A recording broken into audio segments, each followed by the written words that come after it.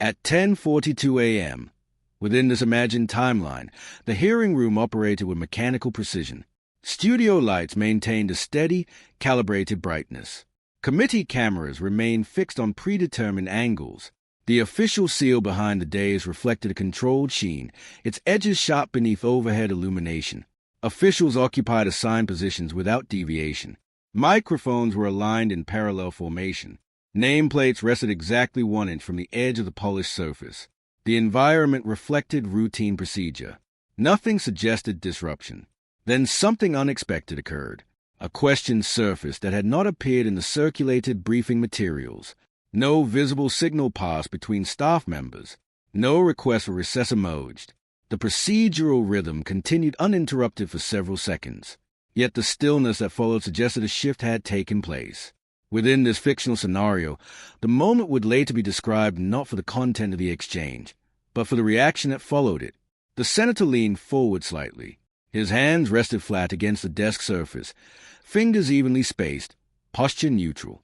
He spoke in a tone consistent with formal oversight inquiry. Within this imagined timeline, he said, were operational priorities ever redirected without full committee awareness? No emphasis was placed on any particular word. The phrasing remained measured. A pause followed. Then he restated the inquiry in different language. According to this narrative, he continued, did decisions occur beyond the oversight framework the committee expected?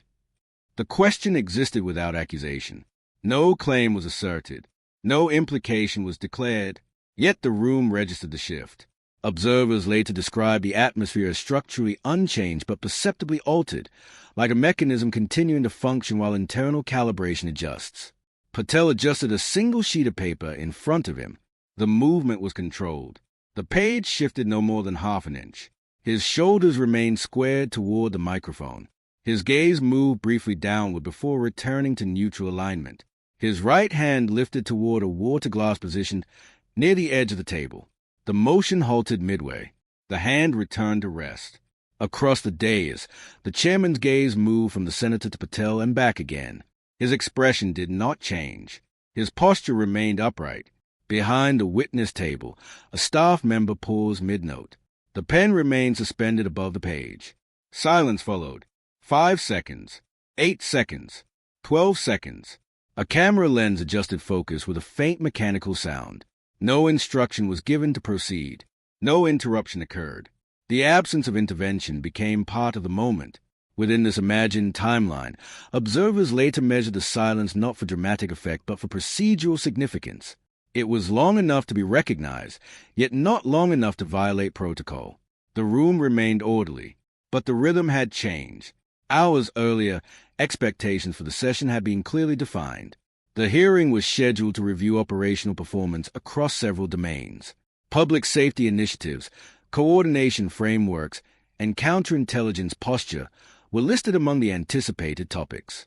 Preparation had been extensive. Staff arranged seating according to seniority. Lighting technicians calibrated intensity to eliminate shadow interference. Audio engineers conducted multiple microphone checks. Darkwood surfaces reflected overhead light in muted gradients. Flags positioned at either side of the chamber remained motionless in the conditioned air. Before the opening gavel, subdued conversation filled the space.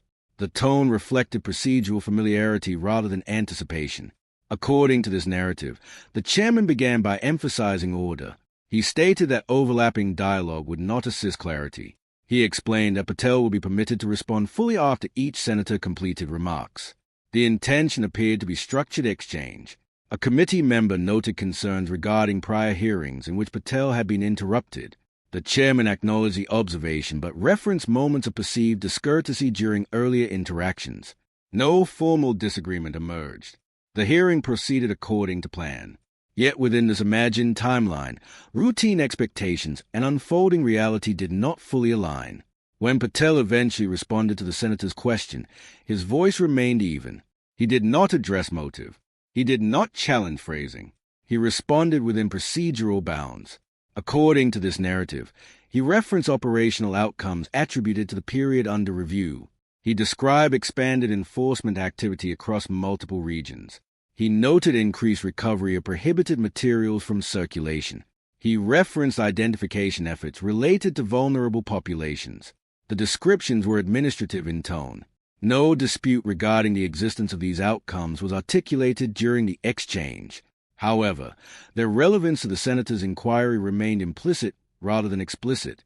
The question concerned direction. The response described results. The distinction did not produce interruption, but it remained present. Midway through the exchange, reference emerged to a document that exists only within this fictional scenario. The senator described it as an internal memorandum dated 3 months earlier. No physical copy was presented. No verification was asserted.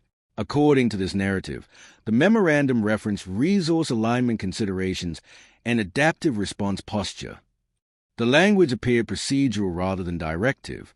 However, briefing summaries previously provided to the committee within this imagined timeline described priorities in different terms.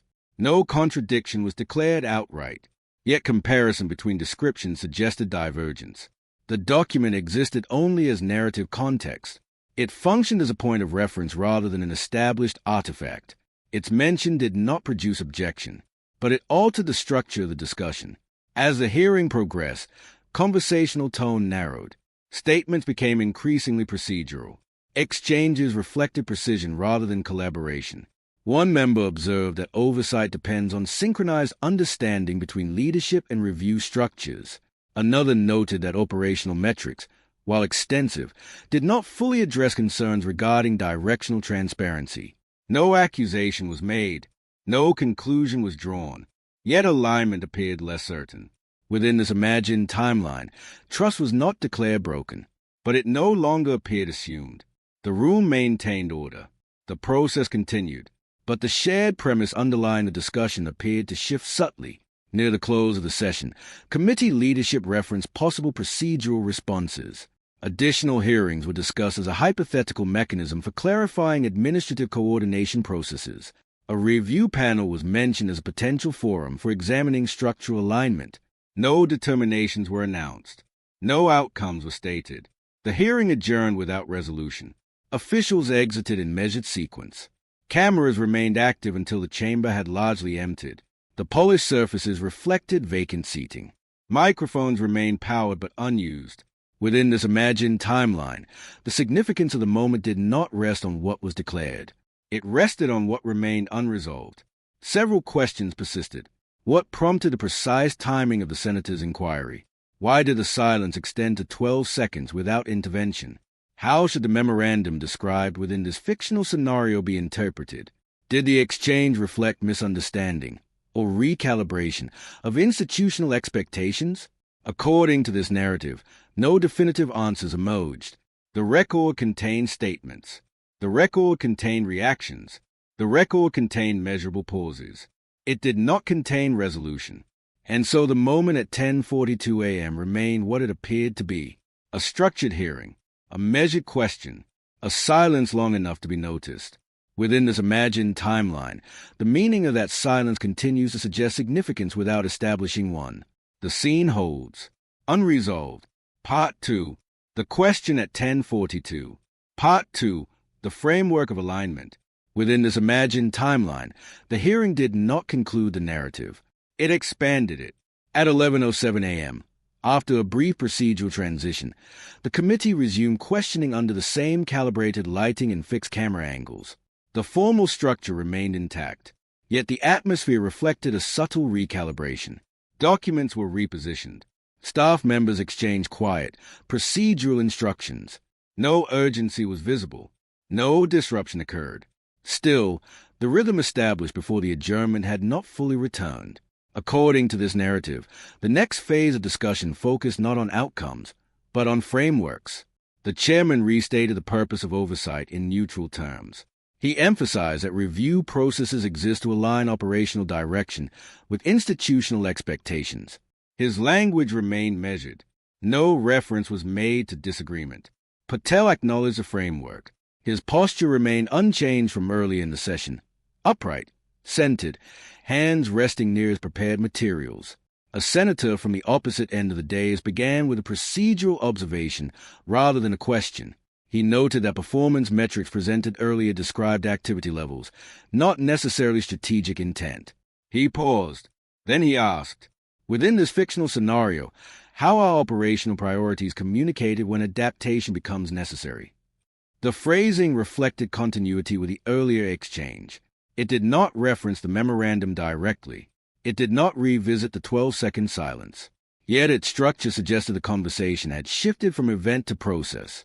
Patel responded by outlining standard coordination channels within this imagined timeline. He described periodic briefings, internal reviews, and administrative summaries transmitted to oversight bodies. The explanation reflected procedural familiarity. But the senator did not move on. He adjusted his glasses, consulted a page of notes, and continued. According to this narrative, he asked, when adaptation occurs between scheduled briefings, how is that change recorded for later review? Again, the question contained no accusation. It remained focused on structure. Patel paused briefly before responding. His right hand moved to align a stack of documents already arranged in parallel order. His voice remained calm. He stated that adaptive decisions, when made, are integrated into subsequent reporting cycles. Documentation follows operational necessity rather than preceding it. The answer was procedural. The implication remained open. Within this imagined timeline, observers later noted that no member challenged the explanation directly. Instead, the discussion began to circle the concept of timing. When is direction established?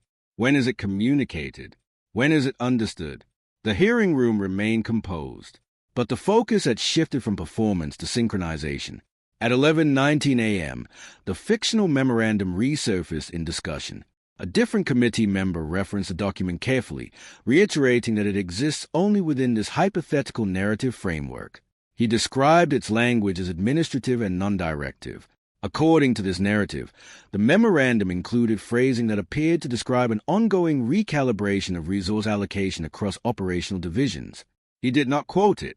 He did not characterize it as instruction. He simply observed that its terminology differed from earlier public summaries presented within this imagined timeline. No objection followed. The chairman asked Patel whether administrative terminology sometimes varies depending on internal audience and context. Patel acknowledged that internal communications may employ technical phrasing reflecting operational nuance. The exchange remained measured, yet a distinction emerged, not between positions, but between descriptions of the same structure. As discussion continued, body language became more contained. Members who had previously leaned toward one another now faced forward. Notes were reviewed individually rather than shared across the dais.